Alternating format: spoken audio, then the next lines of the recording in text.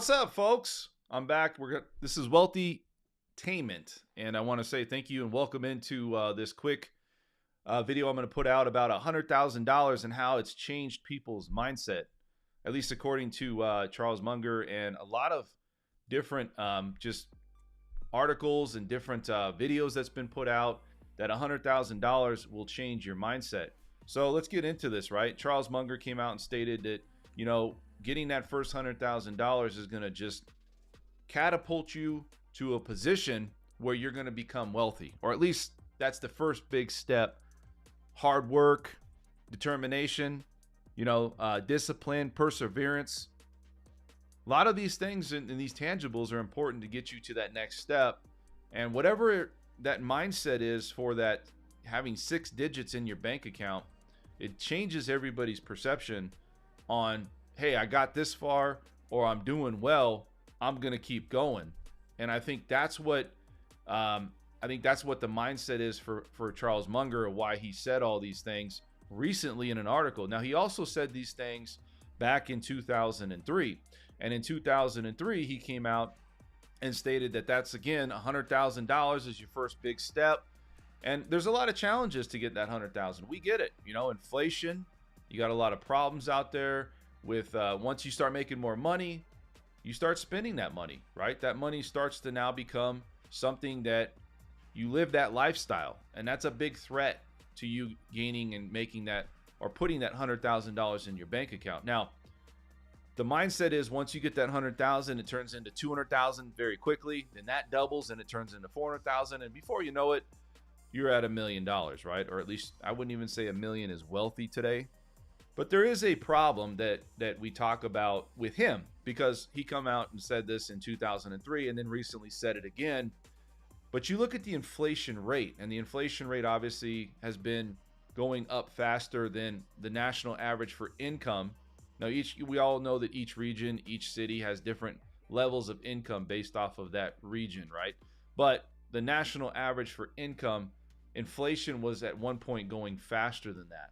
And so how do you save that money, right? That's number one. Like, how do you get that money to that extra money to save it? Well, you're gonna have to scale up in some way, or you're gonna have to diversify. A lot of people want passive income, right?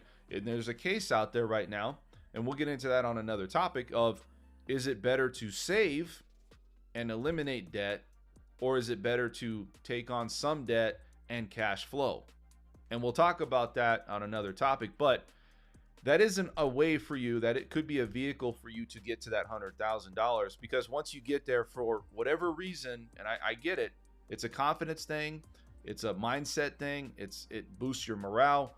It's that once you get 6 digits in your bank account, you've arrived, or at least in your mind you think you've arrived, and now you put that in hyperdrive, right? But again, it takes a lot of perseverance, a lot of drive, a lot of smart decision making. When people start to make more money, what do they typically do? They start living a better lifestyle. The new iPhone comes out, boom, paying cash for that. New cars come out, Teslas, whatever it is, electric cars. I got to have the latest and greatest.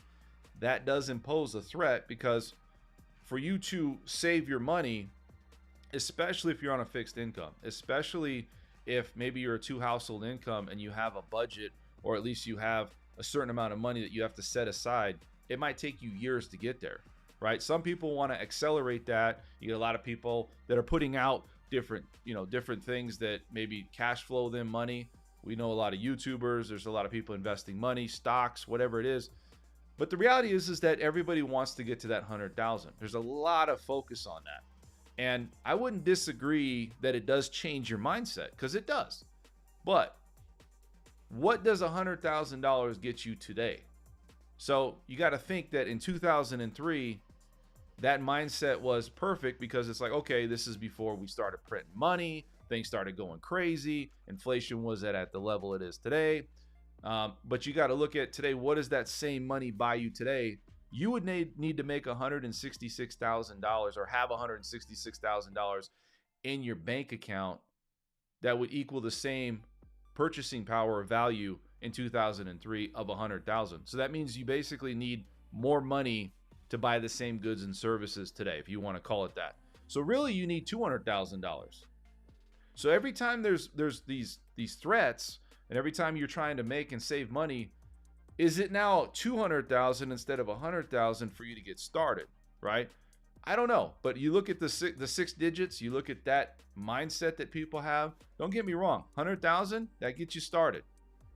But if you're not cash flowing and you just have that sitting there, what are you doing with it? And is it going to just keep losing its purchasing power over time? Absolutely. What's going to happen? We do know that inflation is going to be a constant for the most part. We know that the same goods and services that you bought 5 years ago, 10 years ago, 15 years ago is not the same. So to a point, he is right. I agree with that. But I also disagree with the fact that you need more money today. And at the pace we're going with inflation, and for you to be wealthy, for you to consider to be wealthy, $1 million ain't wealthy anymore. Even $3 million is not wealthy. Ultra luxury here, as far as homes goes, it's, 2.5 million, I would say, right? I think you need to be at like 5 million or higher to say that you're wealthy, right? Or even be in that background, or even that consideration of being wealthy. But I do understand why he's saying that. It's because you got to have a starting point. If you're going to go through the grind, I remember going through a grind, in my younger days, and I felt like things were just never going to change. I was always putting in the effort, putting in the work, didn't see the results. You got to fail. Everybody knows you got to fail. But I think, there's failure. Part of that road is to get to success. And I'm not saying that at all that I'm wealthy at all. But what I did do is I put myself in the right position, bought investment properties, did things, and I reinvested my money for cash flow purposes. So I think you have to kind of get started. But I know that it was challenging. There was times where I wanted to quit. There was times where, I was like, I don't see the return. And so you got to love the grind. You got to love the part where that Monday to Friday or whatever it is, the parts that you don't see where you get the reward.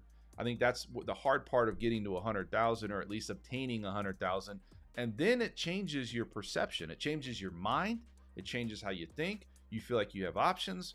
And I think that's the biggest thing that people want, is you got to get to a place in life where it provides options and you have confidence, because now you're like, look, I made it, or at least in my mind, I made it to another plateau of, wealth or level of money for myself. Maybe not to the world, but $100,000 does change your mindset.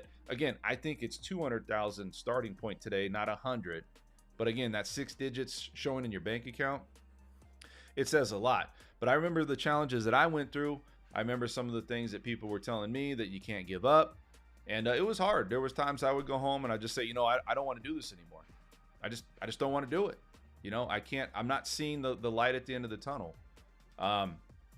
Saving money wasn't the best for me, because you have to take risks, and I was taking risks. And when I was taking risks, there was a chance I would lose everything, because I'm not I do try to minimize what I do on my personal spending and how I do things. But for you to invest money into something and know it's a risk, that's the part I'm talking about. Is if you risk that, you got to be a risk taker, right? To be an entrepreneur, you got to be a risk taker, and you got to be able to cash flow or put something into some investment, like, business, whatever it is. And so for me, I remember those challenges for me was, how do I stay positive? How do I keep the same energy? Because I did invest into things that didn't work out. I did have problems when I first started out on trying to get, and I'm not saying I'm at a level of wealthy whatsoever at this point in my life, but what I'm saying is that you got to keep going.